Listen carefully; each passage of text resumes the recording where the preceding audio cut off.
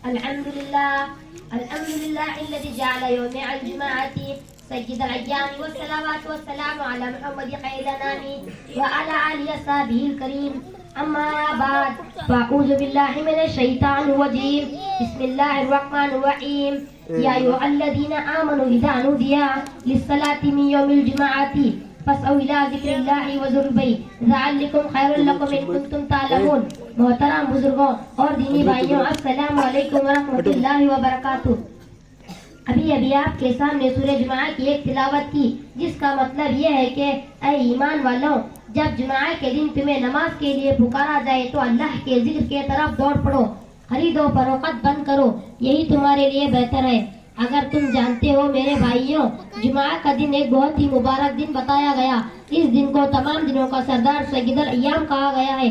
جس طرح سال میں 2 بار عید کا دن آتا ہے، اسی طرح ہفتے میں بھی ایک بار یعنی کہ جمعہ کا دن. اور نبی کریم صلی اللہ علیہ وسلم نے جمعہ کے دن کو عید کا دن کہا. عید کا دن کتنا مبارک اور اہم ہوتا ہے، اس بات سے جمعہ کے دن کی اہمیت کا اندازہ لگائے. اسلامی تاریخ کو جمعہ کے دن بہت سے اہم واقعات ملتے ہیں. حضرت آدم علیہ السلام کی دعا جمعہ کے دن قبول ہوئی. حضرت یونس علیہ السلام کو مچھلی کے پیٹ سے رہائی جمعہ کے دن ملی. کربلا میں حضرت امام حسین رضی اللہ کی شہادت جمعہ کے دن ہوئی. حضرت نوح علیہ السلام کی کشتی جودی پہاڑ پر جمعہ کے دن ٹھہری تھی. قیامت بھی جمعہ کے دن ہوگی.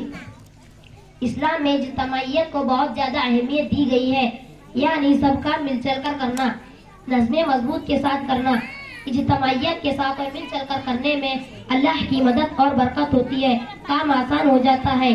اسی لیے 5 وقت کی نماز مسجد میں آ کر ایک امام کی امامت میں ادا کی جاتی ہے تاکہ اجتماعیت پیدا ہو. جماعت کے ساتھ جو نماز پڑھی جاتی ہے اس کا ثواب اکیلے کی نماز سے 27 گنا زیادہ ہو جاتا ہے. اسی طرح روزے بھی سبھی مسلمان رمضان کے مہینے میں رکھتے ہیں. سحری گھر والوں کے ساتھ مل چل کر کرتے ہیں، افطار مل چل کر کرتے ہیں.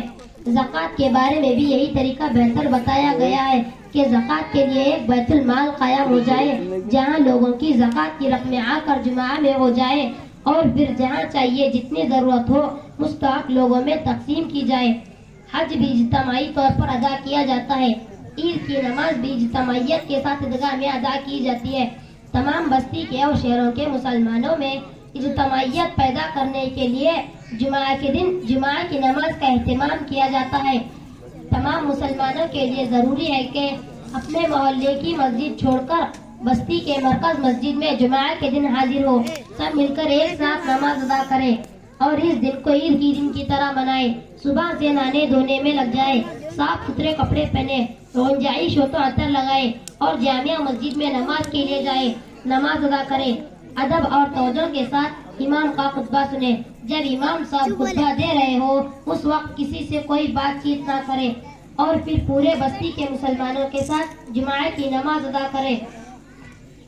بہتر تو یہی ہے کہ اذان سے کچھ پہلے اپنا کاروبار بند کریں، ورنہ جب جمعہ کی اذان ہو جائے تب تو ایک لمحے کی بھی تاخیر نہ کریں اور فوراً کاروبار اور خرید و فروخت کو چھوڑ کر نماز کے لیے دوڑ پڑے. نماز سے فارغ ہو کر پھر اپنے کاروبار میں لگ جائے. اسی طرح سے عمل کرنے میں اللہ کی رحمت و برکت اور مدد ہمارے ساتھ ہوگی اور ہمارے رزق میں انشاءاللہ برکت ہوگی. جمعہ کے دن زیادہ سے زیادہ اللہ کا ذکر، قرآن پاک کی تلاوت اور درود شریف پڑھنے کی فضیلت آتی ہے. جمعہ کے دن دعائیں بھی خوب قبول ہوتی ہے. اسی لیے اس مبارک دن میں رو رو کر، گڑ گڑا کر اپنے لیے اور سارے عالم کے مسلمانوں کے لیے دعا مانگنی چاہیے. اتنی فضیلت کے باوجود ہمارے بہت سے ایمان والے بھائی ایسے ہیں جو اللہ کی اس نعمت کی ناقدری کرتے ہیں اور جمعہ کے دن مسجد میں بھی نماز کے لیے نہیں آتے ہیں، اور جو آتے بھی ہیں وہ دیر میں آتے ہیں اور سوچنے لگتے ہیں کہ کتنی جلدی نماز ختم ہو گئی اور ہم باہر جائیں. اور ہمارے کچھ بدنصیب بھائی ایسے بھی ہیں جو بغیر دنوں میں 5 وقت کی بھی مسجد میں آ کر نماز ادا نہیں کرتے. اللہ ہمارے اب تک کی غلطیوں اور کوتاہیوں کو معاف فرمائے.